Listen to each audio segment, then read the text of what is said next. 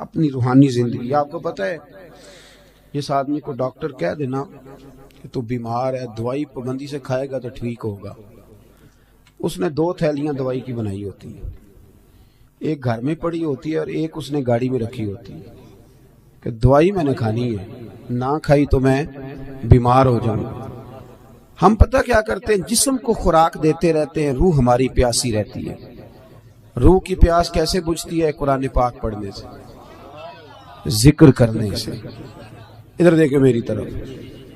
روح کی پیاس بجھتی ہے نبی کریم علیہ السلام کی نعت کو سن کر دل میں اتارنے سے.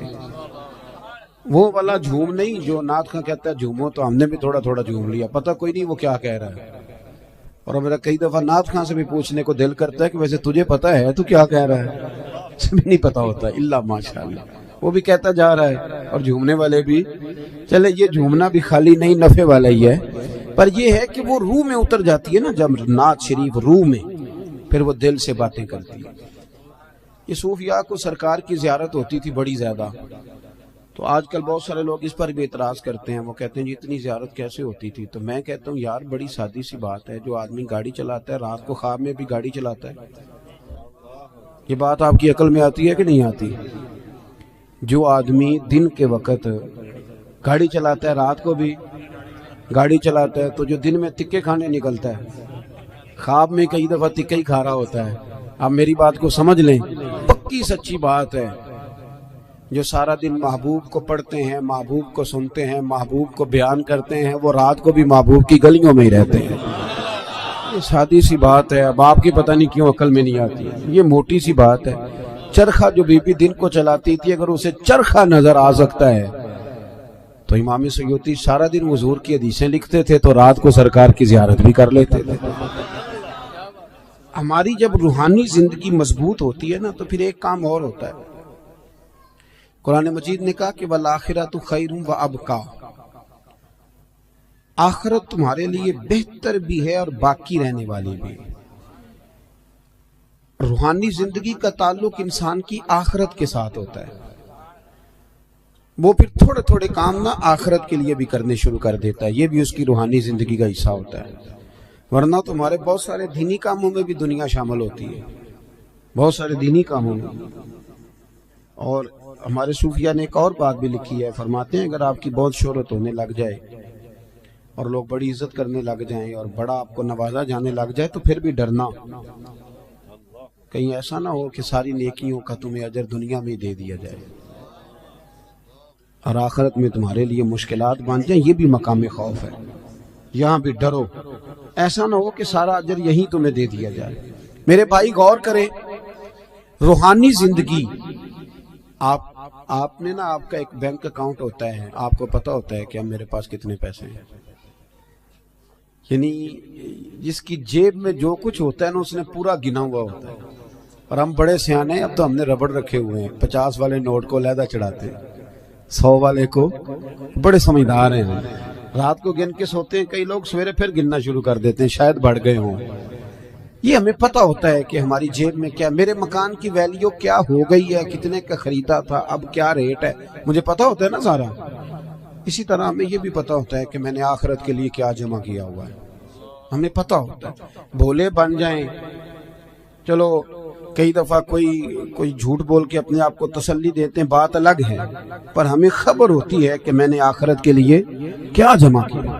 نبی کریم صلی اللہ تعالی علیہ وسلم کے جو غلام تھے وہ اپنی روحانی زندگی پر، روح پر بڑی سخت توجہ دیتے تھے. بڑی سخت ان کی توجہ ہوتی. حضرت عبداللہ بن حنظلہ رضی اللہ تعالیٰ عنہ اپنے گھر سے روتے ہوئے نکلے اور رستے میں شور مچا رہے ہیں. معاذ اللہ، حنظلہ تو منافق ہو گئے. رستے میں جناب ابو بکر صدیق سے ملاقات ہوئی تو شور کر رہے ہیں، کہتے میں تو منافق ہو گیا ہوں. نے فرمایا کیا ہوا؟ کہنے لگا ابو بکر عجیب حال ہے نا کہ جب میں نبی پاک صلی اللہ علیہ وسلم کی بارگاہ میں ہوتا ہوں تو میرا نماز کو بھی جی چاہتا ہے، ذکر کو بھی جی چاہتا ہے، تلاوت کو بھی. میں دین کے قریب ہوتا ہوں، نکل کے آتا ہوں تو پھر دنیا داری. تو یہ تو 2 رنگ ہیں میرے دل کے، یہ 2 رنگ ہے، ایک ہونا چاہیے تھا. حضرت صدیق اکبر کہنے لگے جو تیرا معاملہ یہ تو بہت سارے لوگوں کا ہے. چل نہ تیرے بہانے میں سب کا مسئلہ حل کرا کے لاتا ہوں.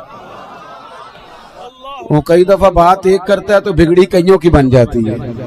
چل نہ بہانہ تیرا لگاتے ہیں اور مسئلہ سب کا حل کراتے ہیں. حضرت ابوبکر صدیق رضی اللہ تعالیٰ عنہ لے کے آئے, حضرت حنظلہ رضی اللہ تعالیٰ عنہ کو لا کے کھڑا کیا, کہا یا رسول اللہ صلی اللہ علیہ وسلم ان کی بات سنیں. وہ عرض کرنے لگے حضور میں تو منافق ہو گیا. حضور نے فرمایا کیوں؟ عرض کی یا رسول اللہ جب آپ کے پاس ہوتا ہوں تو رنگ اور ہوتا ہے اور دنیا کے پاس جاتا ہوں تو رنگ. آپ نے میری بات کو سمجھنا ہے کہ عرض کر رہا ہوں. یہ بہت سارے محدثین نے روایت لکھی ہے, پر امام سیوطی نے در منصور میں ذرا کھول کھول کے لکھی ہے اور بڑے اس کے پہلو بیان فرمائے ہیں. فرماتے ہیں کہ نبی کریم صلی اللہ تعالی علیہ وآلہ وسلم نے ارشاد فرمایا حنظلہ یہ جو تمہارے اندر احساس پیدا ہوا ہے نا کہ میرا رنگ ایک ہونا چاہیے اور اس طرح ہونا چاہیے جس طرح میں حضور کی بارگاہ میں ہوتا ہوں تو میرا رنگ ہوتا ہے, وہی کیفیت ہونی چاہیے. فرمایا یہ جو تمہیں احساس پیدا ہوا ہے یہی تو ایماندار ہونے کی علامت ہے. یہ علامت ہے کہ تمہارے اندر ایمان ہے, تم چاہتے ہو کہ میری روح بدل جائے. میں سب اور جب یہ احساس ہی نکل جائے. علامہ اقبال نے بڑی پریشانی کے ساتھ کہا کہ مصیبت یہ ہے کہ اب کارواں کے دل سے احساس زیاں جاتا رہا, اب احساس ہی نہیں کہ میں نیک ہو جاؤں.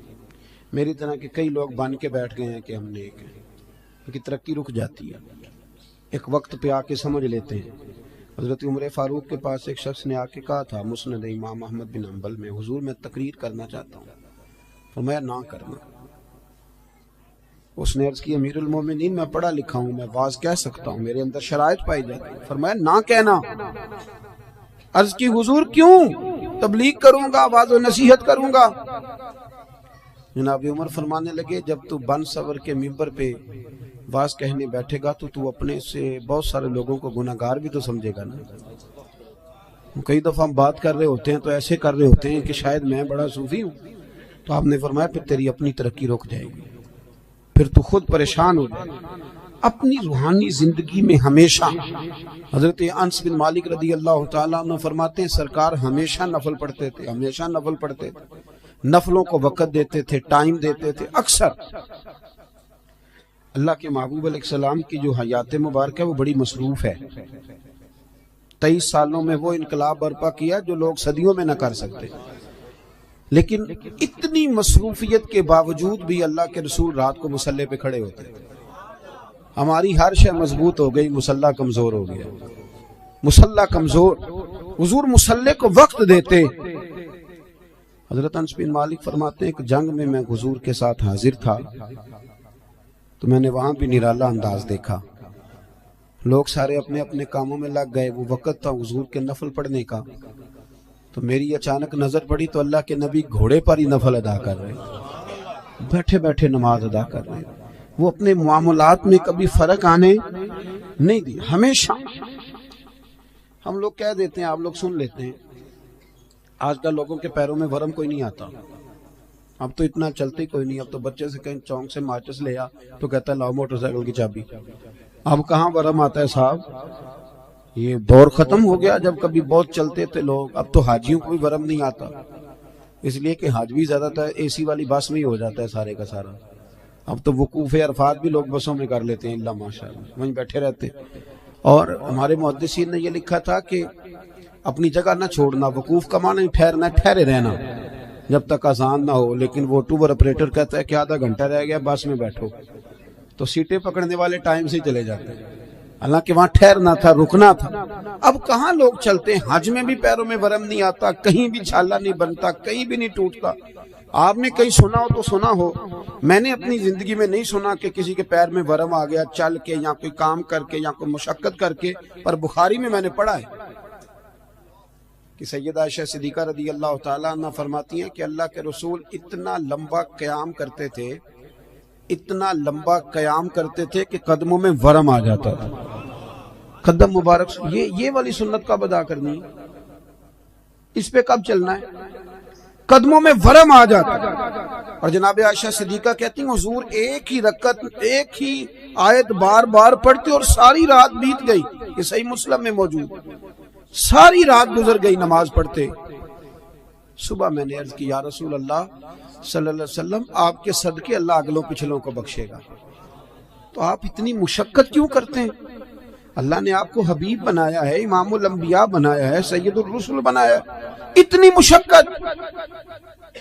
تو حضور نے فرمایا افلا اکون عبدا شکورا، عائشہ تو نے بتایا نا کہ اللہ نے مجھے بڑی نعمتیں دی ہیں، تو بتا میں اپنے رب کا شکر گزار بندہ نہ بنوں؟ ہم نے کب بننا ہے جی شکر گزار بندہ؟ اور ایک بات اور ذہن میں رکھیں، جب بندہ روحانی زندگی اپنی مفلوج کر بیٹھتا ہے نا، اس کی توجہ نہیں نہ نفل سے، نہ ذکر سے، نہ عبادت سے۔ بڑے میری طرح کے سیانے بندے کو آپ بٹھائیں حجرے میں، اسے کہیں آج کل کون کون مولوی خراب چل رہا ہے، تو 1500-2000 مولویوں کے وہ نام بتا دے گا، آپ کون کون سی جماعتوں میں کیا کیا خامیاں معاذ اللہ ساری گنوا دے گا۔ توجہ ہے میری بات پر؟ اور جب عصر کی نماز کا ٹائم ہو جائے گا نا میٹنگ کے اندر، تو امام صاحب کہیں گے بھی نماز کا ٹائم ہو گیا، تو ان میں نا 75% لوگوں کو کام یاد آ جائے گا، کچھ ہوں گے اس میں سے 50% جو کہیں گے اسی محلے والی مسیتیں پڑھنی جا کے، باقیوں کا کام۔ اور آپ تسبیح دے دیں کہ زیادہ نہیں، صرف 5 تسبیح درود شریف کی پڑھو، نہیں پڑھ پاتے۔ کیوں نہیں دل لگتا ہمارا مصلی سے؟ کیوں نہیں توجہ جاتی ہماری؟ کدھر گیا وہ ہمارا ذوق شوق؟ وہ کدھر گئی ہماری توانائی؟ رسول کریم صلی اللہ تعالی علیہ وآلہ وسلم نے نا حضرت عبداللہ ابن مسعود رضی اللہ تعالیٰ عنہ کو بلا کے فرمایا مجھے قرآن سناؤ، اور حضرت ابی بن کعب کو جا کے کہا کہ میں تجھے سنانے آیا ہوں۔ نبی کریم صلی اللہ علیہ وسلم کسی سے سنتے، کسی کو سناتے، یہ ذوق رکھتے، تلاوت کا ذوق۔ حضرت ابو سعید خدری رضی اللہ تعالیٰ عنہ تلاوت کر رہے تھے، حضور تشریف لے، او میرے بھائی یہ بھی سنت ہے میرے نبی پاک کی، کسی سے قرآن پاک سننا یہ بھی رسول پاک کی۔ اب آپ تھوڑے ڈھیلے ڈھیلے پڑ گئے، یہ کون سا ہلکا ہلکا ایسے ایسے کر رہے ہیں بھائی، یہ بھی عنوان ہے، یہ بھی حضور کی سنت ہے۔ میں تو ترس ہی گیا ہوں، ابھی قاری صاحب نے قرآن شریف پڑھا ہے، ترجمہ بتایا ہے۔ نعت ہمارا ایمان ہے، نعت میں ہماری جان ہے، بغیر نعت کے ہم بچ ہی نہیں سکتے۔ اور میرا سوال یہ ہے کہ پرچیاں آتی ہیں، رکے آتے ہیں نعت خانوں کو کہ یہ بھی نعت سنائیں، قاری صاحب کو روکا کیوں نہیں آیا کہ فلانی صورت بھی سنائیں؟ آج تک نہیں آیا کسی قاری صاحب کو روکا کہ جناب سورہ کوثر پڑھیں، یہ بھی تو حضور کی نعت ہے نا۔ آنا چاہیے نا رکا، سورۃ الضحیٰ کی تلاوت کریں، یہ بھی تو حضور کی نعت ہے نا۔ سورہ علم نشر بھی حضور کی نعت ہے کہ نہیں؟ سورہ یاسین، سورہ محمد، یہ ساری حضور کی، پورا قرآن ہی نبی پاک کی تعریف۔ کیوں نہیں نکے بھیجتے؟ کیوں نہیں توجہ جاتی؟ حضرت ابو سعید خدری فرماتے ہیں میں قرآن شریف پڑھ رہا تھا، توجہ ہے میری بات پر؟ فرماتے ہیں میں قرآن پاک پڑھ رہا تھا، مجھے کیا پتا کہ حضور بھی میری تلاوت سن رہے تھے، میں تو پڑھ رہا تھا اپنی موج میں۔ کہتے ہیں سرکار سنتے رہے، پھر تشریف لے گئے، تھوڑی ایکو کم کریں جی اس کی۔ کہتے ہیں جب میں حاضر بارگاہ ہوا تو حضور نے فرمایا ابو سعید آج میں نے سنا ہے تو نے بڑا ہی سونا پڑھا ہے، مجھے بڑا پسند ہے۔ ویسے ریاکاری منع ہے، ویسے کسی کو دکھانے کے لیے منع ہے، پر یہاں حضرت ابو سعید نے نیا رنگ بیان کیا، کہنے لگے حضور مجھے تو پتہ ہی نہیں تھا آپ سن رہے ہیں، ورنہ میں نے تو اور بنا بنا کے پڑھنا تھا، ذرا بنا بنا کے پڑھنا تھا، بنا بنا کے، بنا بنا۔ مجھے بات یاد آ گئی، حضرت ابو سعید خدری، یہ شاگرد جو ہے نا کسی کے بھی، میرے بھی ہیں کچھ شاگرد محفل میں، پر آج کل شاگردوں کے لیے دعا بڑی کرنی پڑتی ہے، کیونکہ وہ قول پہ عمل کم نہیں کرتے ہیں، دعا ہی ہے ان کو لگ جائے تو اللہ ماشاءاللہ۔ تو حضرت ابو سعید خدری رضی اللہ تعالیٰ عنہ، یہ شاگرد ذرا توجہ کریں، شاگرد ذرا خیال فرمائے۔ حضرت ابو سعید خدری رضی اللہ تعالیٰ عنہ فرماتے ہیں کہ مجھے بات یاد آ گئی چلتے چلتے، یہ بھی روحانی زندگی کی بات ہے۔ فرماتے ہیں چلتے چلتے نا ہم سفر کر رہے تھے تو ایک جگہ رات کو پڑاؤ کیا۔ طریقہ یہ تھا اس زمانے میں سفر کرنے کا کہ جہاں آبادی ہوتی تھی لوگ اس کے بیچ سفر کرتے تھے، اس کے وہاں آرام کرتے تھے، اور جنگل ہوتا تھا وہاں سفر کرتے رہتے تھے۔ کئی دفعہ زیادہ رات کو بھی جا کے کوئی آبادی نظر آتی تو کوشش کرتے تھے کہ پڑاؤ آبادی میں کریں رات کا، تاکہ کوئی درندے وغیرہ تنگ نہ کریں۔ کہتے ہیں قبیلے کے پاس ایک گاؤں میں ہم نے پڑاؤ کیا تو بھوک بھی بڑی تھی، پیاس بھی بڑی تھی۔ قبیلے والوں سے کہا یار پانی پلا دو، کوئی کھانے پینے کی چیز دے دو۔ انہوں نے کہا جی آپ کو نہیں دینی، اسلام کے بڑے دشمن تھے معاذ اللہ۔ توجہ ہے میری بات پر؟ آپ کو نہیں دیں گے۔ اچھا جی، نہ دی انہوں نے۔ آدھی رات کا وقت ہوا تو حضرت ابو سعید خدری کہتے ہیں میں قیادت کر رہا تھا قافلے کی، تو ایک بندہ دوڑا دوڑا آیا، کہنے لگا کوئی دم درود کر لیتے ہو؟ اب تو یہ کام بڑا آسان ہے نا، تو اس کاروبار پہ آپ کو پتہ ہے انویسٹمنٹ ہی کوئی نہیں ہوتی، نفع ہی نفع ہے، جتنا مرضی کما لیں۔ کوئی دم درود کر لیتے ہو؟ تو حضرت ابو سعید خدری کہنے لگے میں نے کہا کر لیتے ہیں۔ کہنے لگے چلو، پھر ہمارے سردار کو بچھو لڑ گیا۔ یہ روایت یہ حدیث بخاری میں بھی موجود ہے اپنی اصل کے لحاظ، اور باقی بھی بہت ساری کتب حدیث میں پائی جاتی ہے روایات کے الفاظ کے اختلاف کے ساتھ۔ حضرت ابو سعید خدری رضی اللہ تعالیٰ عنہ فرماتے ہیں میں نے ان سے کہا بھائی کیا ہوا؟ کہنے لگے بچھو لڑ گیا۔ ایک روایت یہ کہ سردار کو، ایک یہ کہ سردار کی بیٹی کو۔ تو جناب ابو سعید خدری سے کہنے لگے دم کر دو گے؟ آپ فرمانے لگے دم تو کر دوں گا پر پیسے لگیں گے، تم نے جو کہا تھا کہ تمہیں روٹی نہیں دینی، تو جو اس طرح کا ہو اس سے تو کر لینا چاہیے نا۔ اب اس سے کوئی تقریر کے پیسے طے کرنے کی دلیل نہ پکڑ لے، ناد خاں کو پکڑ دے، میں جہاں بات سنا رہا ہوں اس کو وہی رہنے دینا، کیونکہ ہم اپنی مرضی کی بھی استدلال کرتے ہیں نا۔ حضرت ابو سعید خدری کہنے لگے میاں پیسے لگیں گے۔ اب بندہ جب الجھ جاتا ہے تو پھر سارے پیسے دیتا ہے۔ اب وہ الجھے ہوئے تھے، پھنسے ہوئے تھے، کیا کرتے؟ کہنے لگے جتنے مرضی لینا، ساتھ تو چلو۔ حضرت ابو سعید خدری رضی اللہ تعالیٰ عنہ فرماتے میں ساتھ گیا، میں نے کچھ پڑھ کے پھونکا، شفا اللہ نے دے دی، شفا اللہ نے دے دی۔ وہ کہنے لگے جی بتائیں کیا لیں گے؟ میں نے کہا پہلے میرے سارے قافلے کو روٹی کھلاؤ، اور پھر 40 بکریاں لوں گا ایک دم کرنے کی۔ اے ریٹ دیکھا جو ذرا، کتنی بکریاں؟ اللہ آپ کو جزائے خیر عطا فرمائے، اللہ آپ کو برکت دے۔ میں نے کہا پہلے کہہ جو اس سے کوئی دلیل نہ پکڑ لے، اب حدیث آ گئی ہے تو عرض تو کرنی ہے نا۔ حضرت ابو سعید خدری کہتے ہیں کہ روٹی بھی کھائی، پانی بھی لیا، 40 بکریاں بھی لی۔ اب صحابہ میں اختلاف ہو گیا، کچھ کہنے لگے لینی چاہیے تھی، کچھ کہنے لگے نہیں لینی چاہیے تھی۔ رائے کا اختلاف صحابہ میں بھی۔ ہمارے ہاں مصیبت یہ ہے کہ رائے کے اختلاف کو مخالفت بنا لیا جاتا ہے۔ اہل حق کے اندر جو اختلاف ہوتا ہے وہ تو رحمت ہوتا ہے، لیکن جرت نہیں کسی کی کہ ہماری رائے کے خلاف کو بندہ رائے، ہم تو اڑے ہوئے ہیں، بڑی بڑی چھوٹی چیزوں پہ اڑ جاتے ہیں۔ بہرحال اختلاف ہو گیا کہ لینی چاہیے تھی کہ نہیں لینی چاہیے تھی۔ اب جب بحث ہونے لگی تو حضرت ابو سعید خدری کہنے لگے یار کیوں بحث کرتے، چپ کر کے سو جاؤ، یہ چند فرلانگ پہ مدینہ رہ گئے، سویرے اس بعد یہ نور میں داخل ہو جائیں گے، سرکار کی بارگاہ میں عرض کریں گے اگر تو حضور نے کہا نہ لینی چاہیے تھی تو پھر تو موج لگ گئی، اور اگر کہا نہیں لینی چاہیے تھی تو بکریاں واپس چھوڑ جائیں گے، کھانے کے پیسے دے جائیں گے، مسئلہ کیا ہے، سو جاؤ۔ حضرت ابو سعید خدری کہتے ہیں سویرے پہنچے حضور کی بارگاہ میں، اور جا کر کے نا تو میں نے ساری تفصیل عرض کی۔ کہتے جب میں سنا رہا تھا تو حضور مسکرا رہے تھے، اور اتنا مسکرا رہے تھے کہ دانتوں سے نور نکل نکل کے مسجد کی دیواریں روشن کر رہا تھا۔ حضور مسکرا کے سرکار فرمانے لگے ابو سعید مزہ بڑھایا تیری بات کا، بتا پڑھا کیا تھا؟ وہ جو اس کو آرام آ گیا تو پڑھا کیا تھا؟ میں نے کہا سونیا کیا پڑھنا تھا؟ آپ نے ایک دفعہ فرمایا تھا سورہ فاتحہ میں شفا ہے، تو میں نے پڑھ کے پھونک دی، آپ نے سکھایا تھا، بتایا تھا، پھونک دی، اللہ نے شفا دے دی۔ تو حضور فرمانے لگے سورۃ فاتحہ میں نے سکھائی تھی نا؟ حضور آپ نے فرمایا پھر 20 بکریاں میری 20 تمہاری، پھر آدھی میری ہے آدھی تمہاری ہے، لاؤ ادھر رکھو۔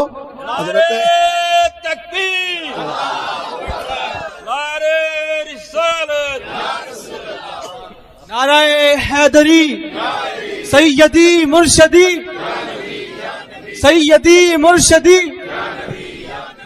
یہ ہے روحانی زندگی کہ آپ کا قرآن کے ساتھ وابستگی ہو، دلچسپ۔ آپ یقین کریں میرے پاس ایک صاحب آیا، کہنے لگے گھر میں بڑی پریشانی ہے، کچھ آوازیں آتی ہیں، تو میں نے کہا سورۃ بقرہ پڑھیں۔ کہنے لگے ایسا تھوڑی تکلیف کرے، مجھے ایک تعویذ لکھ دیں۔ میں نے کہا میں اس سے زیادہ بھی تکلیف کرنے کو تیار ہوں، پر میرے لکھے تعویذ میں کیا اثر ہوگا؟ تعویذ بالکل جائزہ دینا چاہیے، پر تمہیں وہ والا تعویذ دے رہا ہوں جو رسول پاک نے عطا فرمایا۔ حضور نے فرمایا سورہ بقرہ پڑھو، فرمایا جن کیا شیطان بھی تمہارے گھر سے دوڑ جائے گا، پر وہ وضو کرنا پڑتا ہے نا، قرآن شریف لانا پڑتا ہے۔ ہم اپنی روحانی زندگی کو بالکل چھوڑ بیٹھے، بالکل۔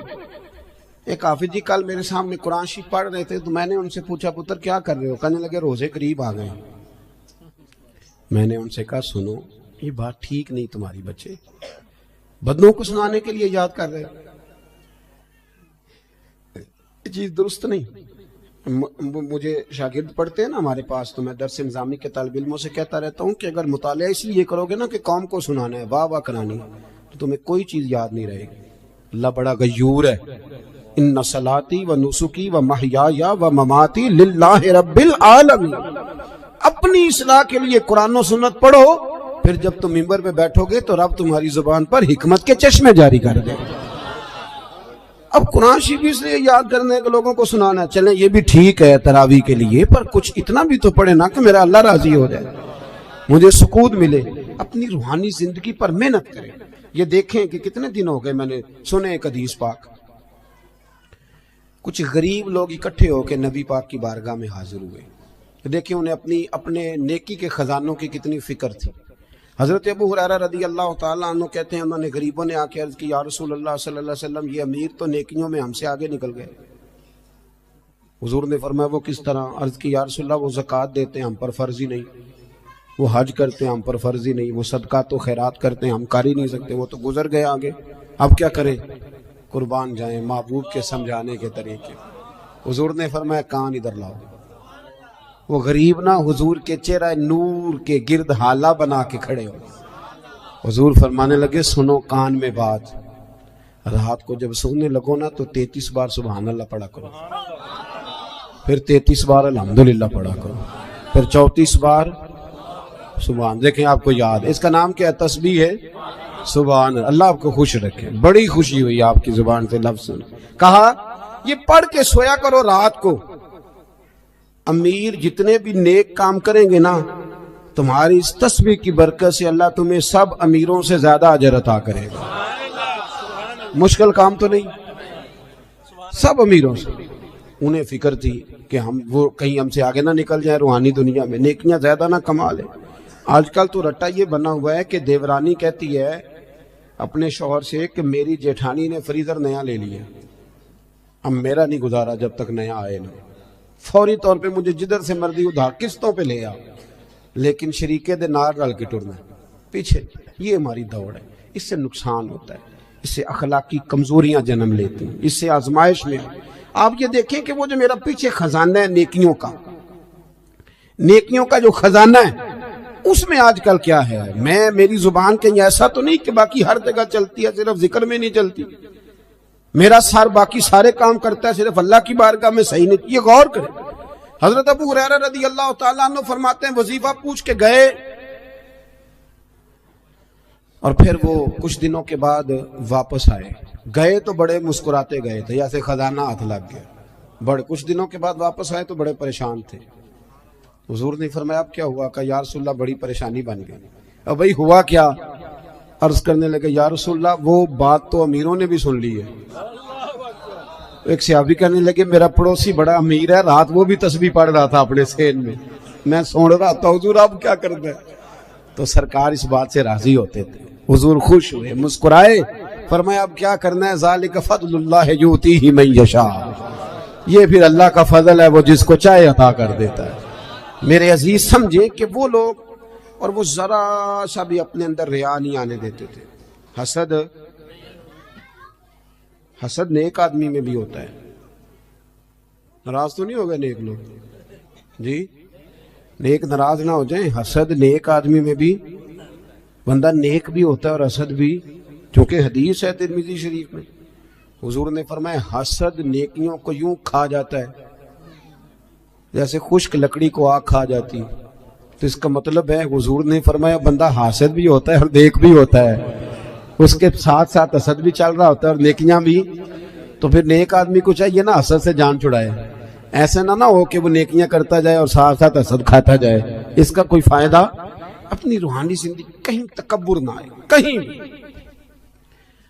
اور امام کشاری تو یہاں تک فرماتے ہیں، آپ فرماتے ہیں میں نے بہت سارے جھکے ہوئے لوگ دیکھے ہیں، گردنیں جھکی ہوئی ہیں، دل میں بڑا تکبر ہے۔ آپ فرماتے ہیں میں نے بہت سارے دعائیں مانگنے والے دیکھے ہیں جو جزاک اللہ بھی برابر کہہ رہے ہیں، پر اندر ان کی عداوت بھی برابر ہے۔ ایسا نہیں کریں۔ آپ یہ دیکھیں کہ کہیں ایک دیکھیں نا، ایک ہلکا یہ میرا بٹن ٹوٹ جائے نا تو ساری محفل میں میری توجہ بٹن پہ رہے گی، چاہے کوئی دیکھے بھی نہ، مجھے تو پتہ نا ٹوٹا ہوا ہے، تو میں بار بار غور کروں گا۔ ایک دھبا بھی باطن پہ لگ جائے نا، وہ جھوٹ کا ہو، وہ دغے کا ہو، وہ لالچ کا ہو، وہ حسد کا ہو، ایک بھی دھبا ہو نا، سکون نہیں آتا، آپ بے چین رہتے۔ یہ میری طرح کے کچھ لوگ ایسے ہوتے ہیں جن کو اسٹیج پہ بیٹھنے کی بیماری لگ جاتی ہے۔ اب یقین کریں میں تو کسی وقت سوچتا رہتا ہوں کہ کوئی محفل ایسی بھی تو ہونا کہ ہم بھی پیچھے بیٹھ کے سنیں، اپنا چسکا بھی تو پورا کرنا ہے، لیکن وہ کئی میری طرح کے لوگ بیچارے گردن اونچی کر کر کے نقیب کو دکھاتے ہیں کہ میں بھی آیا ہوں، کسی طریقے سے اعلان کاری دے میرا، میں چودھری صاحب ہوں، علاقے کا محلے کا بڑا ہوں، 2 دفعہ چیئرمین ہوا، بلا لے کسی طریقے۔ اس سے گھٹن آئے گی آپ کے مزاج۔ بات زیادہ نہیں کرنی، سمیٹنے کی طرف آ رہا ہوں۔ سید احمد کبیر رفاعی اعلیٰ حضرت بریلوی رحمۃ اللہ علیہ نے بڑی کھل کے تعریف کی ہے اس درویش کی، اور یہ وہ کامیاب ترین لوگ ہیں جن کا عشق حضور کی بارگاہ میں مقبول ہو گیا۔ دروازے رسول پہ حاضر ہوتے تھے تو اللہ کے محبوب کروے انور سے اپنا بازو باہر نکال کے ہاتھ ملایا کرتے۔ حضرت سید احمد کبیر رفاعی رحمۃ اللہ تعالی علیہ فرماتے ہیں کہ کسی نے کہا حضرت اتنا اونچا مقام کیسے مل گیا؟ تو آپ فرمانے لگے لوگ مجھے مفتی بھی کہتے تھے، عالم بھی کہتے تھے، کچھ لوگ میرے مرید بھی تھے، لیکن فرماتے میں نے ساری زندگی سب سے گناہگار مسلمان کو بھی اپنے سے افضل ہی سمجھا۔ کیوں؟ آپ دلیل دیتے تھے، فرماتے تھے جب اللہ نے کہہ دیا کن تم خیر امت اور تم بہترین ہو میرے نبی کا کلمہ پڑھنے والوں، تو فرمایا میں نے ہر صحیح العقیدہ کو، کلمہ گو کو اپنے سے افضل ہی سمجھا۔ یہ تھوڑا کرنا پڑتا ہے، ورنہ تو آپ ایک چکر میں پڑ جائیں گے، آپ کے لیے مصیبت کھڑی ہو جائے گی، ورنہ تو آپ اپنا لیول خراب کر بیٹھیں گے، آپ کا کسی سے پیار ہی نہیں رہے گا، آپ بلندی پہ ہوں گے، آپ کو کوئی نعرہ لگا کے ہاتھ چوم کے پیار کرے گا تو آپ کر پائیں گے، ورنہ رہ جائیں گے آپ بیچ میں۔ سید احمد کبیر رفاعی فرماتے ہیں کہ میں ایک دفعہ گزر رہا تھا ایک کھیت کے بیچ میں، درمیان میں منڈیر تھی چھوٹی سی، کیا کہتے پنجابی چ وٹ جی، آپ کا نہیں مجھے پتا، میں تو پینڈو ہوں، تو گاؤں میں نا یہ جب چاول کی فصل کاشت کرتے تھے نا مونجی، تو اس وقت کدو کیا جاتا تھا، پتہ ہے کہ نہیں؟ چلو جنہوں نے پتہ ہے وہ تو ہاں نہ کرو نا۔ وہ کدو کا مطلب یہ ہوتا تھا کہ وہ ساری فصل بھر دیتے تھے پانی سے، اچھے طریقے سے بھر دی جاتی تھی، وہ بڑی نرم، چونکہ چنے کی فصل کا بیج نہیں لگتا، اس کا پودا لگتا ہے، پہلے وہ الگ جگہ لگایا جاتا ہے، پھر اس کو وہاں سے لا کے یہاں بویا جاتا ہے، ایک پوری ترتیب ہے، پنیری اس کو کہتے ہیں۔ اور بھی کچھ عقیدہ سی تسی مجھے یاد، لاب دیکھیں قاری صاحب کو پتا ہے، ہاں جی لاب ہے نا جی، اللہ تعالیٰ جزائے خیر دے، بہت ساری برکت دے قاری صاحب کو، آپ سب حضرات کو۔ تو وہ اس طرح سمجھ لیں کہ فرماتے ہیں میں وٹ سے منڈیر سے گزر رہا تھا، ادھر بھی پانی تھا ادھر بھی پانی تھا۔ سید صاحب کہتے ہیں جب میں گزر رہا تھا تو سامنے سے کتا آ گیا، اب کتا بھی کھڑا ہے گزرنے کو، میں بھی کھڑا ہوں، اب جو ہے وہ ٹائم تھوڑا ہے، میں نے عصر کی نماز پڑھنی تھی، اب وہاں سے 2 بندے نہیں گزر سکتے، ایک ہی گزر سکتا ہے۔ فرماتے ہیں وہ بھی کھڑا میں بھی کھڑا۔ کتا اگر نسلی اصلی ہو تو اللہ والوں کا ادب کرتا ہے، آپ کو پتہ ہے نا صاحب کاف کے کتے کا۔ تو وہ بھی کھڑا ہو گیا، تو کہتے ہیں میں بھی کھڑا ہو گیا، اب وہ میری طرف دیکھ رہا ہے کہ میں ہٹوں اور میں اس کی طرف دیکھ رہا ہوں کہ وہ ہٹے۔ اب بات جب لمبی ہو گئی تو سید صاحب فرماتے ہیں میں نے دعا کی، میں نے کہا مالک اسے زبان ہی دے دے، میں کو بات ہی کر لوں۔ تو اللہ بڑا کریم ہے، دعائیں مقبول فرماتا ہے۔ کہتے ہیں کتے کو اللہ نے زبان دے دی، تو میں نے اسے کہا یار ذرا ہٹ جا، میں نے جانا ہے۔ تو کہنے لگا شاہ جی آپ ہٹ جائیں، میں نے بھی تو جانا ہے نا، میں نے بھی تو جانا ہے۔ تو کہتے ہیں میں نے اسے کہا یار میری سن بات، میں نے پڑھنی ہے عصر کی نماز، میں ہوں شریعت کا مکلف، میں پابند ہوں، تو پابند نہیں، دین کا مکلف نہیں، تیرے اوپر فرض نہیں، میرے اوپر نماز فرض ہے۔ اگر میں کھیت میں اتروں گا تو کپڑے میرے آلودہ ہو جائیں گے اور مجھے غسل کرنا پڑے گا، وضو تو لیٹ ہو جاؤں گا، تو چونکہ مکلف نہیں تو اتر جا۔ تو کہتے ہیں اس نے مجھے بڑی عجیب بات کر دی، کہنے لگا شاہ جی کھیت میں اترنے سے تو آپ کے کپڑے آلودہ ہوں گے، پر مجھے کتا اور حقیر سمجھ کر اگر آپ نے کھیت میں اتارا تو آپ کا دل آلودہ ہو جائے گا اور کپڑے تو دھل جائیں گے۔ وہ کیا کہا تھا درویش نے؟ بابا صاحب کہنے لگے راتی جاگیں تے شیخ صدا میں، راتی جاگ دے کتے تیتھوں اتے मालक दा दर मूल न छड़ दे, भावे मारो 100 जुत्ते, तैथों उत्ते एक बुरकी दा कदर पछानन, भावे मालक होवन सुत्ते, तैथों उत्ते उठ बुलिया चल यार मना ले, नहीं ते बाजी लै गए नहीं कुत्ते।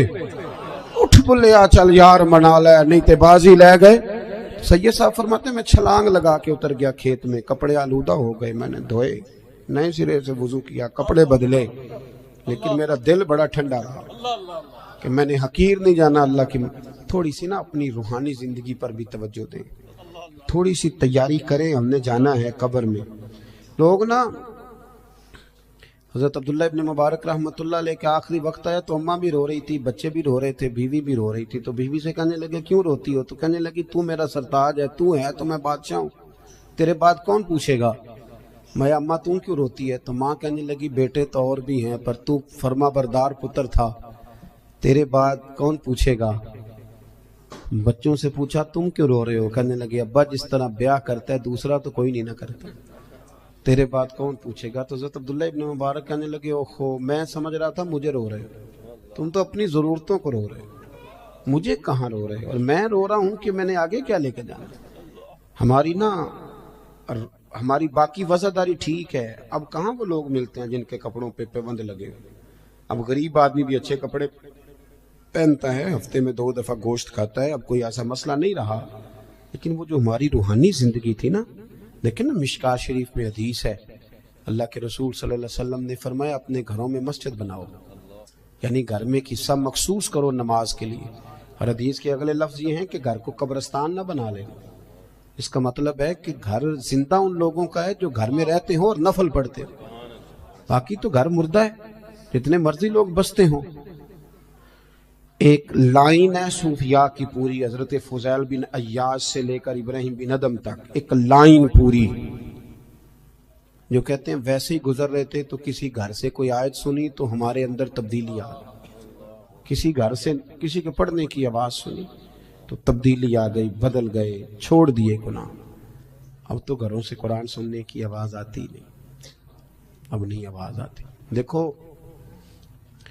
लोग नफ्सियाती मसाइल का बहुत ज़्यादा शिकार हो गए, डिप्रेशन है, टेंशन है, आवाज़ारी है, लड़ाई है। उसकी वजह यह है कि अपनी अकल की खोपड़ी से सारा कुछ ठीक करना चाहते हैं। अकल महदूद है, आप किधर तक भागेंगे इसको लेके? बहुत सारी चीज़ें अल्लाह रसूल पे छोड़ दें और अपने जो मन के मैल कुचैल है उसको धोएं, अपने आप को समेटें। ज़्यादा टांगे नहीं दुनिया के अंदर फैलाएं कि जाती दवा इकट्ठी ना की जा सके। अपनी ज़िंदगी में कुछ चीज़ों को महदूद करें, बचा के सारा कुछ छुड़ा के सबसे, मुसल्ला लेके ना बगल में छुपा के थोड़ा अलग से बैठे, एक तस्बीह, एक पानी का प्याला, एक मुसल्ला, पानी का प्याला ढका हुआ, बंद करें ये मोबाइल शुबाइल, थोड़ी देर तन्हा बैठे मुसल्ले में। सलाहुद्दीन अय्यूबी बड़े परेशान रात को रो रहे थे, बड़े परेशान थे। एक बुजुर्ग से मुलाकात हुई, उन्होंने कहा क्यों रोते हो? कहने लगे हजरत जी जंग लड़नी है ईसाइयों से। सलाहुद्दीन अय्यूबी के वालिद हुजूर गौसे पाक के मुरीद हैं। सलाहुद्दीन कहते हैं मैं 10 साल का था जब मेरे अब्बा जी मुझे गौस पाक की बारगाह में लेके गए, उन्होंने मेरे लिए दुआ की थी।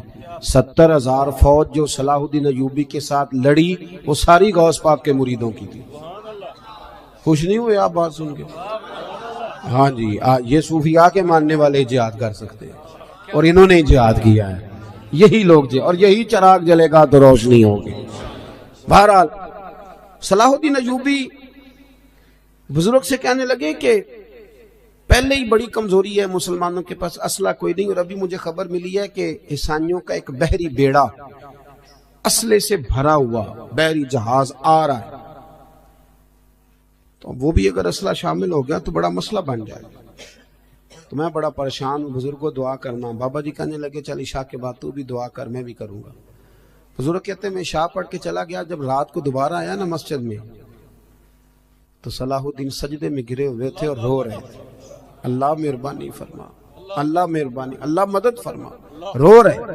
कहते मैंने कहा इसे यकसुई हासिल है, मैं यहाँ नहीं, मैं घर में जाके मुसल्ला बिछाता हूँ, सकता है मेरी वजह से इसको यकसुई ना मिले। कहते मैं घर चला गया, جب فجر کی نماز پڑھنے کے لیے میں آیا تو صلاح الدین بڑے تر و تازہ تھے، خوش تھے۔ میں نے نماز کے بعد پوچھا خیر ہے؟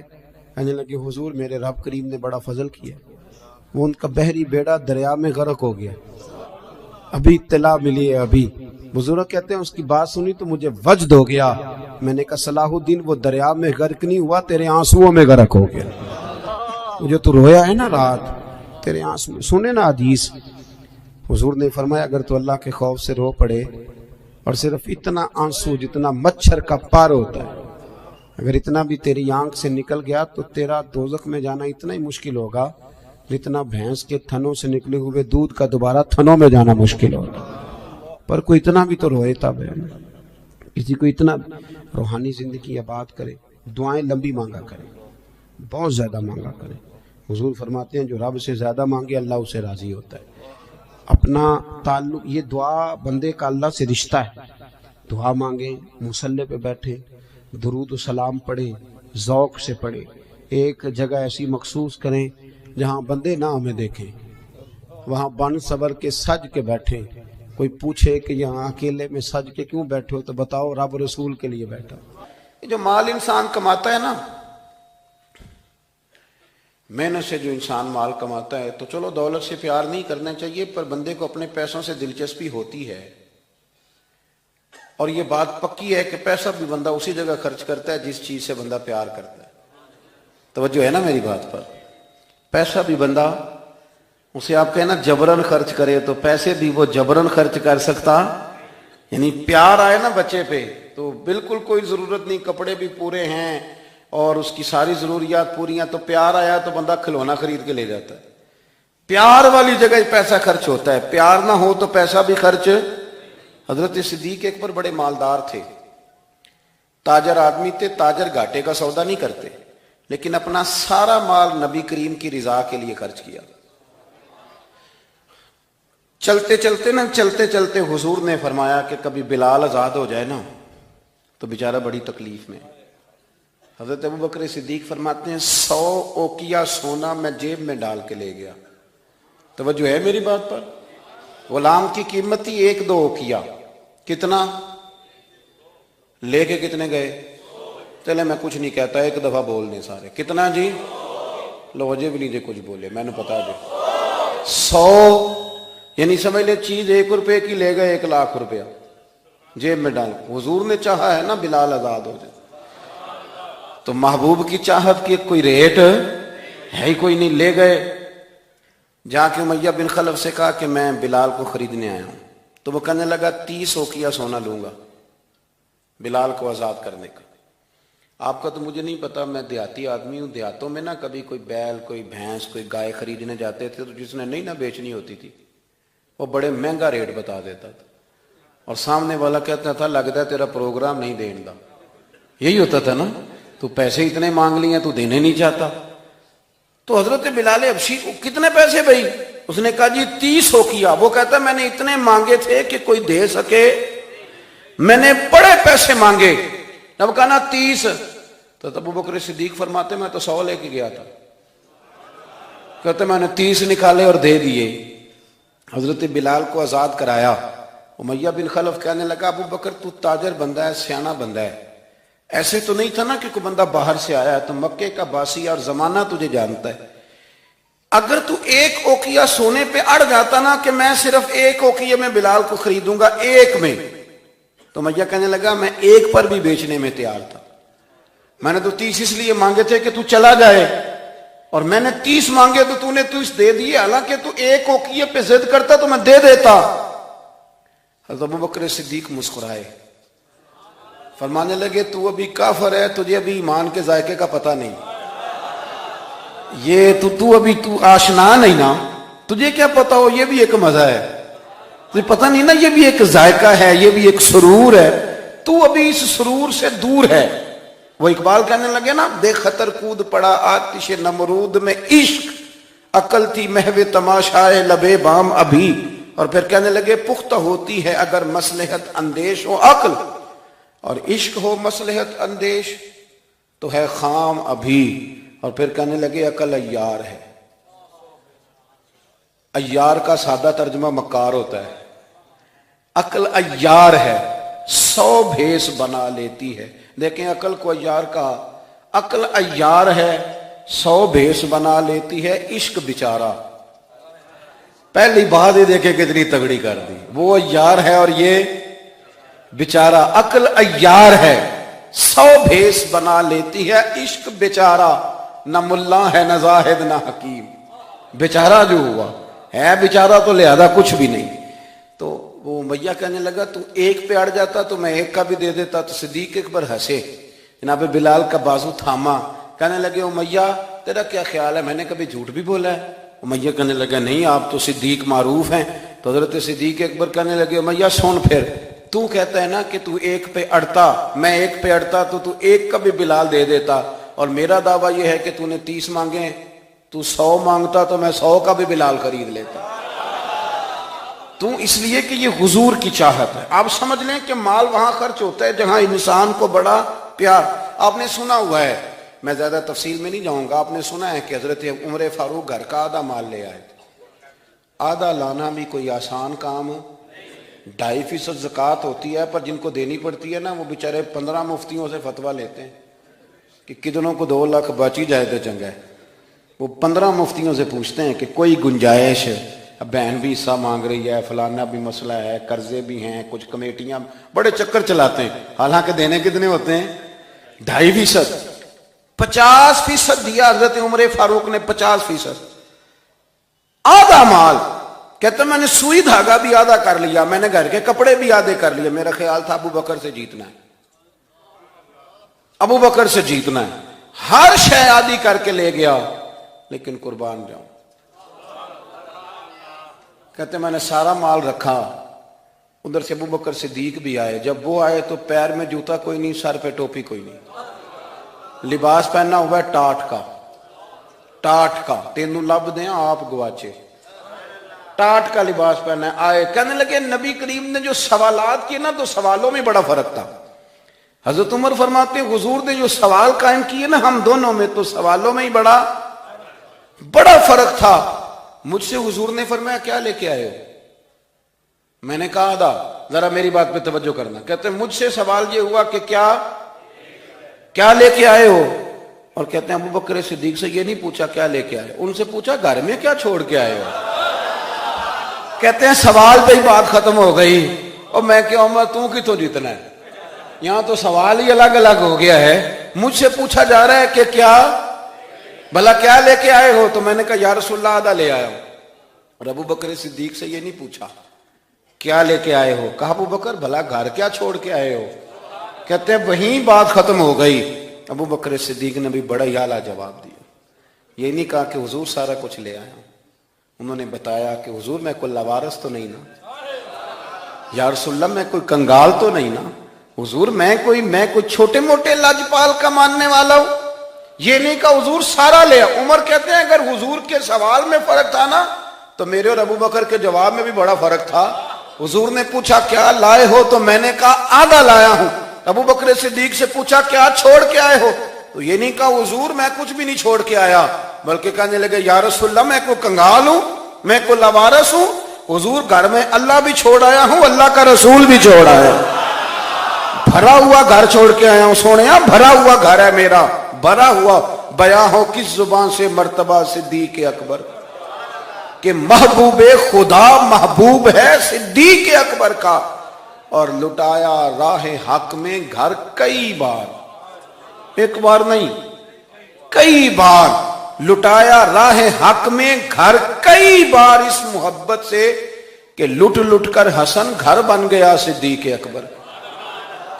لٹ لٹ کر حسن گھر بن گیا. اچھا ایک اور بات بھی، کچھ لوگ نا قریب رہتے ہیں پر رضا کو نہیں سمجھتے.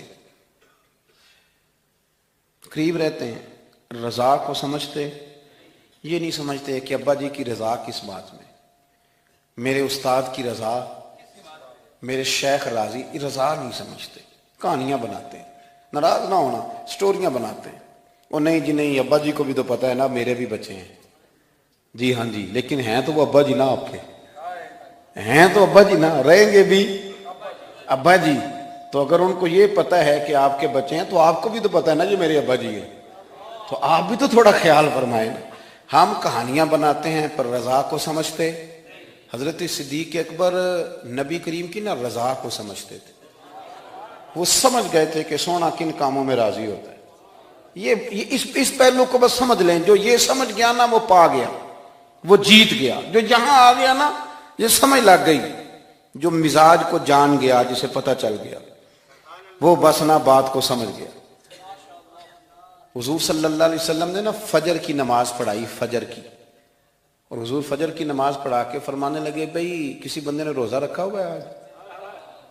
حضرت عمر کہتے ہیں رات کو میرا ارادہ تھا رکھوں, پر سویرے پھر میں نے گرا دیا, نہیں رکھا. حضور نے دوسری دفعہ پوچھا بھئی کسی نے روزہ رکھا ہے؟ تو حضرت صدیق کے اوپر نے ہاتھ کھڑا کیا, عرض کی یا رسول اللہ میں نے رکھا ہوا. آپ حکم نہ دیتے تو نہ بتاتا, پر روزہ رکھنا بھی آپ نے توجہ دلائی ہے تو حکم بھی آپ کا بتاؤ تو بتا دیا. حضرت عمر کہتے ہیں حضور نے فجر کی نماز پڑھائی, فجر کی. دوسرا سوال پوچھا بھی کسی نے کسی بیمار کی تیمارداری کی ہے؟ تو حضرت عمر کہتے ہیں میں نے فٹافٹ عرض کی یا رسول اللہ ابھی تو نماز فجر پڑھی ہے, تو اب گھر جائیں گے تو تیمارداری کریں گے نا. تو حضور نے فرمایا عمر تو ذرا ٹھہر جانا, جلدی نہ کر, ٹھہر نہ ذرا, رک تو صحیح. تو حضرت عمر فاروق رضی اللہ تعالیٰ عنہ فرماتے ہیں میں چپ کر گیا. حضور نے فرمایا بتاؤ بھی کسی نے تیمارداری کی ہے؟ تو صدیق اکبر نے ہاتھ کھڑا کیا. عرض کی یا رسول اللہ عبد الرحمن بن عوف رضی اللہ تعالیٰ عنہ 2-3 دن سے نماز پڑھنے نہیں آ رہے تھے. رات میں نے پتہ کرایا تو پتہ چلا بیمار ہیں, اور حضور مجھے یہ بھی پتہ ہے وہ میرا یار ہے, مجھے پتہ ہے رات کو جلدی سوچا پر تہجد میں ضرور اٹھتا ہے. تو حضور میں بھی ذرا فجر کا وقت جلدی اٹھا ہوں تو فجر میں آنے سے پہلے عبد الرحمن ابن عوف کی تیمارداری کر کے آیا ہوں. حضرت عمر کہتے ہیں میں نہ ہلکا ہلکا ڈھیلا پڑ گیا. حضور نے تیسرا سوال پوچھا, فرمایا کسی نے کسی مسکین کو کھانا کھلایا؟ کھانا کھلایا کسی مسکین کو؟ حضرت سیدنا عمر فاروق کہتے ہیں میں نے پھر عرض کی, میں نے کہا یا رسول اللہ ابھی تو فجر پڑی ہے, گھر جائیں گے کوئی چیز لیں گے تو کھانا کھلائیں گے. تو حضور پھر مسکرائے, فرمایا عمر تو ذرا ٹھہر نہیں جاتا, ذرا ٹھہر نہ, ذرا نظارہ تو کرنا, گویا یہ شان صدیق اکبر کا جلسہ ہو رہا, ٹھہرنا. حضور نے پھر پوچھا بھی کسی نے کسی مسکین کو کھانا کھلایا ہے؟ تو حضرت عمر کہتے ہیں لوگ سارے دائیں بائیں دیکھ رہے تھے اور میں چپ کے ابو بکر کو دیکھ رہا تھا, کہ مجھے پتا تھا کہ بولنا اسی نہیں ہے, اور دل میرا کر رہا تھا کہ کہہ دوں دیو جناب جواب, دل میرا کر رہا تھا. وہ سمجھ گئے تھے کہ سونا راضی کن کاموں میں ہو. بس یہ نقطہ انہوں نے پا لیا تھا. حضور نے فرمایا بتاؤ کسی مسکین کو روٹی کھلائی ہے؟ تو جناب سیدنا صدیق اکبر نے ہاتھ کھڑا کیا. عرض کی یا رسول اللہ سویرے اٹھا ہوں تو چھوٹا بیٹا بھی اٹھ گیا تھا, اور میرے وضو کرتے سنت پڑھتے ماں سے کہنے لگا بھوک لگ رہی ہے, تو ماں نے 2 روٹیاں بھی پکا دی. تو حضور ایک اس نے کھائی, دوسری اس کے ہاتھ میں تھی. جب ہم نکلے ہیں نا گھر سے تو دروازے پہ ایک فقیر کھڑا تھا, مسکین کھڑا تھا, کہہ رہا تھا رات سے بھوکا ہوں. کوئی دروازہ کھلنے کا انتظار کر رہا تھا, ابو بکر سب سے پہلے تیرا ہی کھلا ہے. تو حضور میں نا اس مسکین کو ایک روٹی کھلا کے آیا ہوں. حضرت عمر فاروق کہتے ہیں میں نے گردن جھکا لی, اور میرے رسول کریم نے فرمایا اے اللہ میرے ابو بکر پہ رحم فرما, اللہ میرے ابو بکر. وہ سمجھ گئے تھے, مزاج شناست سمجھ آ گئی تھی کہ حضور کن باتوں میں, اور نا اپنے اوپر وہ سارا کچھ طاری کر لیا تھا انہوں نے, طاری. ان کی ادائیں بالکل ڈھل گئی تھی نبی پاک کی اداؤں. 3 دن وہ غار ثور میں رہے تو ہمارے صوفیاء فرماتے ہیں کہ ان پر تجلیاں بھی پڑی محبوب کی معرفت کی. جب مدینے آئے نا نبی کریم کو لے کے, تو کچھ لوگوں نے حضور کی زیارت کی تھی, کچھ نے نہیں کی تھی.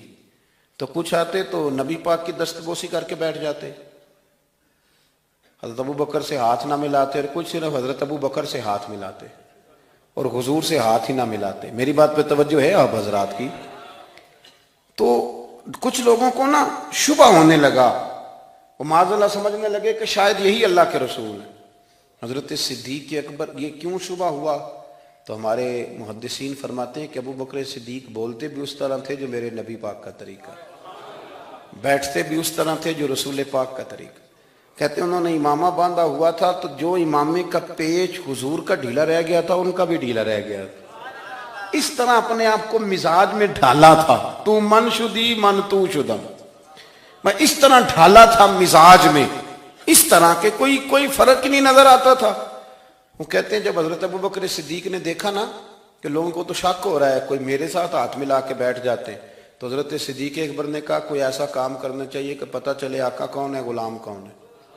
اٹھے، کندھوں پہ چادر تھی، وہ اتار کے نا تو حضور پہ سایہ کر دیا۔ لوگوں کو پتہ چل گیا کہ سایہ کرنے والا کوئی غلام ہے، اور جس پر سایہ کیا جا رہا ہے وہ آقا ہے۔ کیا خوبصورت نقطہ لکھا ہے مفسرین نے۔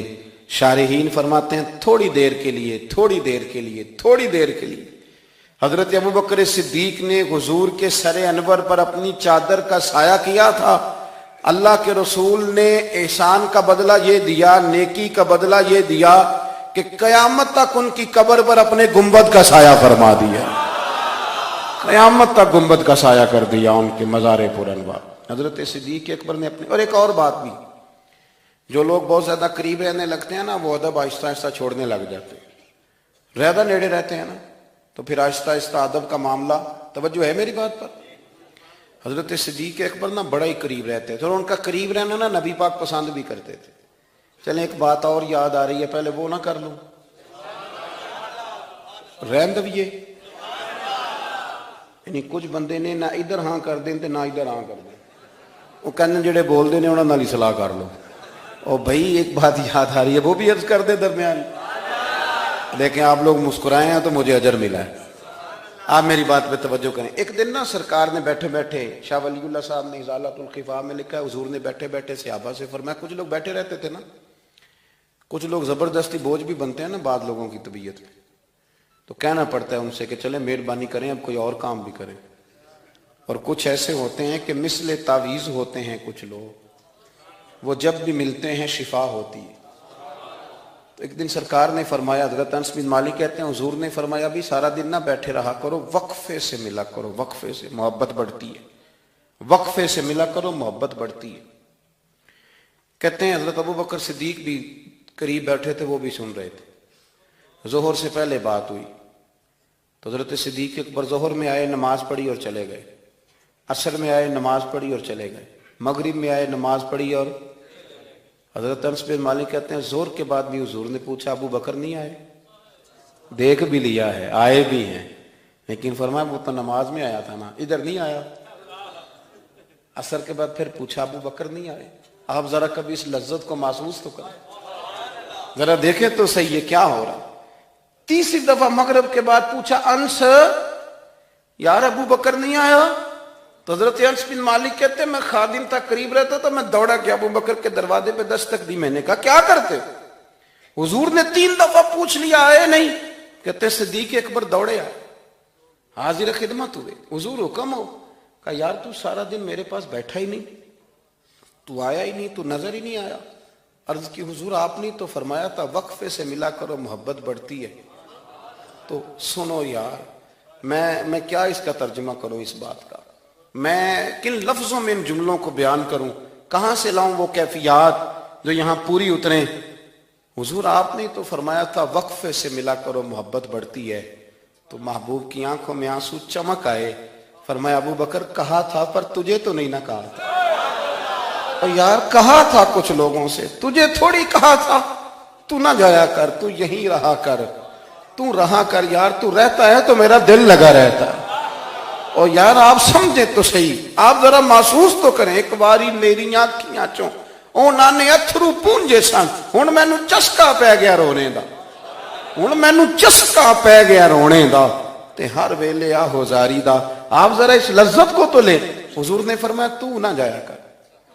آپ دیکھیں نا، میں آپ نے بات سنی ہوئی ہے، صرف اشارہ دینا ہے۔ حضرت صدیق اکبر نے یہ نہیں کہا تھا کہ لے جانا اور میری بڑی مقام ہے، حضور تمہیں پتہ ہے میرے بارے میں کیا کیا کہا کرتے تھے، مجھے گنبد میں دفن کر دینا، یہ نہیں کہا۔ فرمایا لے جانا، دروازے پہ رکھ دینا، اگر دروازہ کھول جائے، انہوں نے خالی دروازہ کھولنے کی بات کی تھی، تفسیر کبیر ساری پڑھ لینا، اگر دروازہ کھول جائے تو دفن کرنا، ورنہ جنت البقیع میں۔ فرمایا میں اس پہ بھی راضی ہوں، جنت البقیع میں دفن کر دینا۔ لیکن مولا علی کہتے ہیں ہم نے تو صرف رکھا تھا، اور ہم نے عرض کی حضور ابو بکر حاضر ہے۔ انہوں نے کہا تھا اگر دروازہ خود بخود کھل جائے تو رکھ دینا۔ کہتے ہیں انہوں نے تو صرف دروازے کی بات کی تھی، لیکن گنبد کا صرف دروازہ نہیں کھلا، اندر سے آواز بھی آئی، اندر سے آواز بھی آئی، لے او سجنا اساں توڑ نہیں پائی، لے سجنا اساں توڑ نہیں بھائی۔ اور درویش کہنے لگے پانی پرن سہیلیاں رنگا رنگ کڑے، اسی تے پریا اس دا جانیے جس دا توڑ چڑھے۔ آواز آئی دیر نہ کرو، حبیب کو حبیب کے ساتھ ملا دو، لاؤ قریب کرو۔ جتنا قریب رہے قربت بڑی، پیار بڑا، بات سمیٹنے لگاؤں، ادب بھی بڑا۔ اور پتہ کس طرح ادب کرتے تھے؟ حضور صلی اللہ علیہ وسلم تشریف لے گئے ایک کافر قبیلے کی صلح کرانے، فرمایا دیر سے آیا تو اثر پڑھا لینا۔ صحابہ کو پتہ تھا کہ جب حضور نہیں ہوں گے تو جماعت کون کرائے گا۔ حضرت بلال نے اقامت پڑھی، صدیق اکبر نماز پڑھانے لگے، حضور تشریف لے آئے، لوگوں نے ہاتھ پہ ہاتھ مار کے حضرت صدیق کو بتایا کہ آ گئے ہیں حضور۔ اللہ کے محبوب کے لیے رستہ بن گیا، نماز کے بیچ میں رستہ بن رہا ہے، صفیں توڑ رہے ہیں صحابہ، حضور کو رستہ دے رہے ہیں، صفیں ٹوٹتی رہیں پر نماز کسی کی بھی نہیں ٹوٹی، صفیں ٹوٹتی رہیں نماز نہیں ٹوٹی۔ حضور پہلی صف میں پہنچ گئے تو جناب صدیق اکبر نے ایک قدم پیچھے ہٹایا۔ ہم نے سنا ساری زندگی یہی ہے کہ حکم آ جائے تو وہ ادب پر فوقیت رکھتا ہے۔ ایک قدم حضرت صدیق اکبر نے پیچھے ہٹایا تو حضور نے فرمایا ابو بکر نماز پڑھاؤ۔ انہوں نے ایک اور پیچھے ہٹایا، ابو بکر نماز پڑھاؤ۔ تیسری دفعہ نا حضور نے پھر حکم دیا تو وہ پچھلی صف میں آ گئے۔ وہ دور بیٹھے تھے خواجہ غلام فرید، وہ کوٹ مٹھن میں، کہنے لگے نماز پڑھا کہ میں تیں ول ویکھاں، نماز پڑھا کہ میں تیں ول ویکھاں، مینوں کعبہ بھول گیا آئی، بھول گئیاں نی سب سوم صلاتاں، اکو یار دا فکر پہ آئی، نماز پڑھا کہ میں تیں ول ویکھاں۔ اور اقبال کہنے لگے اذان تو ازل سے تیرے عشق کا ترانہ بنی، اور یہ نماز تو اس کے نظارے کا ایک بہانہ بنی، نماز پڑھا کہ میں تیں ول ویکھاں، ان تے کعبہ بھول گیا آئی۔ نبی پاک صلی اللہ علیہ وسلم اگلی صف میں کھڑے ہوئے، مصلی پہ جماعت کرائی۔ نماز کے بعد حضور نے نا مسکرا کے پوچھا ابو بکر میں نے 3 دفعہ کہا تھا کیوں نہیں نماز پڑھائی؟ پھر بھی لفظ کوئی نہیں، جملہ کوئی نہیں۔ اتحیات کی حالت میں بیٹھے تھے تو ہاتھ باندھ دیا، کیا جملے کہے، کیا شان ہے۔ کہنے لگے حضور اب ابو قحافہ کے بیٹے کی اتنی ضرورت بھی نہیں کہ مدینے والے رسول کو جماعت کرائے، اتنا ادب۔ اور پھر ایک اور بات، نبی کریم سے پیار کیا تو پھر حضور کی اولاد سے بھی پیار کیا۔ شاہ عبدالعزیز محدث دہلوی کہتے ہیں عمر فاروق خطبہ دے رہے تھے تو امام حسن آ گئے، میری بات مکمل ہو گئی، بس 1-2 باتیں یاد آ گئی، میں نے کہا چلو کر دوں۔ شاہ عبدالعزیز صاحب محدث دہلوی، یہاں یوں ترجمہ کر لیں کہ کبھی کبھی تقریر کرنے والے کو بھی مزہ زیادہ آنے لگ جاتا ہے۔ شاہ عبدالعزیز صاحب محدث دہلوی رحمۃ اللہ تعالیٰ علیہ فرماتے ہیں کہ حضرت صدیق اکبر جمعہ پڑھا رہے تھے تو امام حسن آ گئے مولا علی کے ساتھ۔ تو بچوں کو بڑا پتہ ہوتا ہے کہ یہ چیز میرے ابا جی کی ہے، یہ میری اماں جی کی ہے، بچے بڑا دھیان رکھتے ہیں۔ تو امام حسن آ گئے تو حضرت صدیق اکبر سے کہنے لگے نیچے اترو نا، ممبر تو میرے نانا کا ہے، مجھے صحیح بتانا کہ جمعے چھوڑ کے بچوں سے بھی باتیں ہوتی ہیں۔ 7-8 سال کے بچے تھے امام حسن، پر معمولی بچے نہیں تھے نا، حضور کے نواسے۔ نیچے اترے، میرے نانا کا ممبر ہے۔ تو حضرت مولا علی نے پکڑا امام حسن کو، پتر ادھر بیٹھ نماز پڑھ۔ تو حضرت صدیق اکبر کہنے لگے علی آپ ہٹ جائیں نا، میرا اور حسن کا مسئلہ ہے، کرنے دینا بات۔ تو امام حسن پھر کہنے لگے اترو نا نیچے، ممبر میرے نانا کا ہے۔ تو ابو بکر صدیق اتر کے کھڑے ہو گئے، ہاں اتر کے کھڑے ہو گئے، زمین پہ کھڑے ہو، کہنے لگے میرے نانا کا ممبر ہے۔ تو ابو بکر رو پڑے، کہنے لگے حسن اگر ممبر تیرے نانے کا ہے تو ابو بکر بھی تو تیرے نانے کا ہی ہے، یہ کس کا ہے، اس نے بھی تو نوکری کی ہے۔ تو امام حسن کہنے لگے اچھا چلو ٹھیک ہے، بیٹھیں پھر پڑھائیں جمعہ۔ پھر بیٹھ گئے۔ ہر شے سے پیار، اور پھر حضور کی امت سے بھی پیار۔ حضرت عمر کہتے ہیں جب ابو بکر صدیق وصال کر گئے تو 3را دن تھا ان کے انتقال۔ عصر کی نماز پڑھا کے تو میں مسجد نبوی شریف میں بیٹھا تھا تو 2-3 چھوٹی چھوٹی بچیاں آ گئیں، کہنے لگی آپ خلیفہ بنے؟ میں نے کہا پتر میں بناؤں؟ کہنے لگی چلیں پھر یہ ٹائم ابو بکر ہمیں دیتے تھے۔ میں نے کہا کہ تمہیں دیتے تھے، کیا مانا؟ تو وہ کہنے لگی ہم 5-6 بہنیں، ہمارا بھائی کوئی نہیں، والد ہمارا انتقال کر گیا، ہمارے گھر میں چند بکریاں ہیں، ابو بکر صدیق روز عصر کے بعد آتے تھے، امیر المومنین، اور ہماری بکریوں کا دودھ دھوتے تھے، کچھ ہم پی لیتی تھیں، کچھ بیچ کے گزارا کر لیتی تھیں۔ اور پھر وہ بیٹیاں رو پڑی، کہنے لگی چچا 3 دن ہو گئے ان کے انتقال کو، میری ماں روتی ہے، میری بہنیں روتی ہیں، وہ دروازہ دیکھتی ہیں کون آئے گا بکریوں کا دودھ دھونے۔ آج کسی نے بتایا آپ خلیفہ بنے ہیں، چچا چلو گے؟ تو حضرت عمر رو پڑے، کہنے لگے پتر چلوں گا۔ آگے آگے بچیاں تو پیچھے پیچھے فاروق اعظم روتے جا رہے ہیں۔ کسی نے کہا کہاں جا رہے ہیں؟ پھر رو پڑے، کہنے لگے یار ابو بکر صدیق میرے لیے رستہ کتنا مشکل کر گئے، کیسے چلوں گا ان کے رستوں پر؟ یارو بڑا پیار کیا انہوں نے۔ میں کہا کرتا ہوں کہ ابو بکر صدیق نے نا اپنی سوچوں کو بھی باندھ لیا تھا، ہاتھ بھی، پیر بھی، زبان بھی، ہر شے باندھ کے نا تو مصطفیٰ کریم کے قدموں میں گرا دیا تھا۔ کہا حضور میں نے باندھ دیا ہے، جدھر آپ